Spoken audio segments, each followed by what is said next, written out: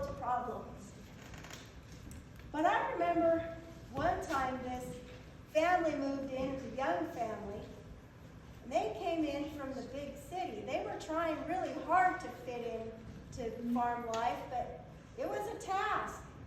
Might have even been New York City. The two weren't fitting real well. Anyhow, I remember this one morning when they'd been there for about a year and a half. Okay, so now milk the cows, look out the barn, fix the fence, plant the garden. Am I forgetting anything? Well, we don't plant gardens here, we grow crops. But I think you got it. But you might want to add survive the wildlife to that list. Maxine, do you remember the time the raccoon broke into the feed bin and left us a little gift in the barn? Oh, do not get started on that. Old Betty here, she still hasn't forgiven that raccoon for its creative use of our best feed. Boy, that little critter sure could make a mess, didn't it? Oh, I thought raccoons were just cute. Are they really that bad? Cute. Honey, they're like little bandits. That raccoon, he had a plan. I saw him dragging that feed bag out of the barn and across the yard. He looked at me like, what's your problem, lady? These are my snacks, not yours. But I do swear, Betty, that raccoon was probably one of the most organized creatures around here. Oh, that little guy, it even had a getaway route planned right through my back fence. It's almost like he'd been here before. That's terrifying, actually. Well, you know, if you think cows are the worst part of ranch life, it's the wildlife you gotta watch out for. Oh, well, the wildlife and the weather. Oh, the weather. Say, do you remember the blizzard of '94? Oh, it snowed and snowed for days. One day we were out there shoveling for hours, freezing our toes off, and old Betty here was singing while she shoveled. It was a way to keep my spirits up. Snow, snow, go away, don't come back again today. I had a real good rhythm going. Worked better than the shovel. You sang to the snow? Well, what would you have done? Just stand around and look pretty? If you're gonna work on a ranch, in the ranch life, you gotta get comfortable with the ridiculous. Well, speaking of the ridiculous, remember that time you tried to ride that bull? That was not my fault. I don't know, Betty. That guy was pretty patient. He gave you a good 5 seconds before bucking you clean off. She splatted in the mud like a sack of potatoes. That bull, he was just testing me. It's a mental game out here. I almost had him. Sure, I don't think the bull would agree with that. Listen, Miss Newcomer, bulls don't need encouragement to throw somebody into next week. That's true, and besides, you've got your own kind of bull to deal with now. Say, have you ever been around grizzlies? Grizzlies? You know, you'll get used to them. You know, they're like the unexpected guests at a dinner party. You don't want them there, but you gotta respect them. Remember that time the bear was wandering around the feed shed? Oh, I remember. That's another guy that sure knew how to make a mess. Oh, A bear in the feed shed? Yeah, big fella. He came around breakfast time one morning. He took one look at that open feed shed door and said, don't mind if I do. I was in the barn at the time. Maxine, well, she was the first one to spot him. Didn't know whether to laugh or run. well, I was just getting ready to head out to the pasture when I spotted him.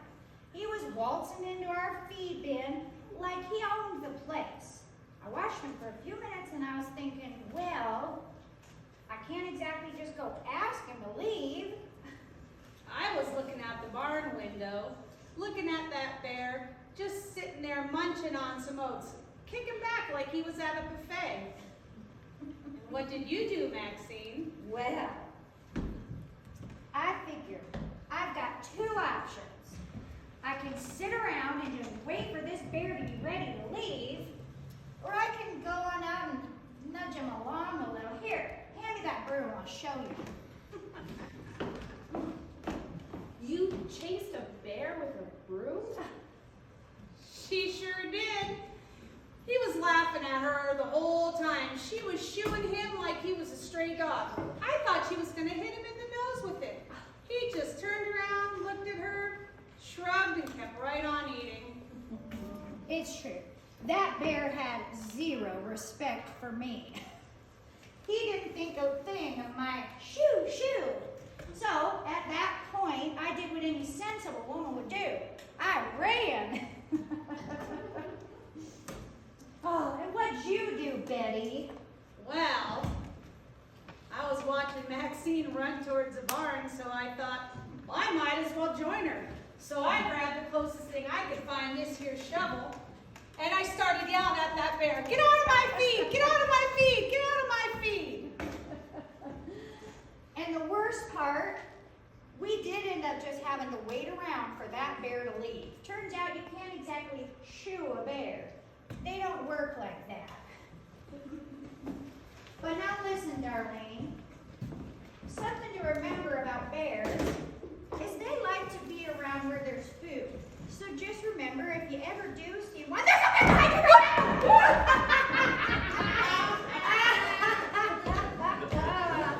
Ain't no grizzlies around here. You guys are terrible. Not right now. Now listen, we're just getting you prepared for ranch life. Because if there's one thing about ranch life, it is full of surprises. Oh, say, do you remember that ranch hand that we hired? There was this one morning. I was getting ready to make breakfast, so I asked if he would head on out and fetch a few eggs so I could make the breakfast. Well, he's gone for 45 minutes. No idea where he's gone. Anyway, he comes strolling back in. He hadn't gone out to the chicken coop.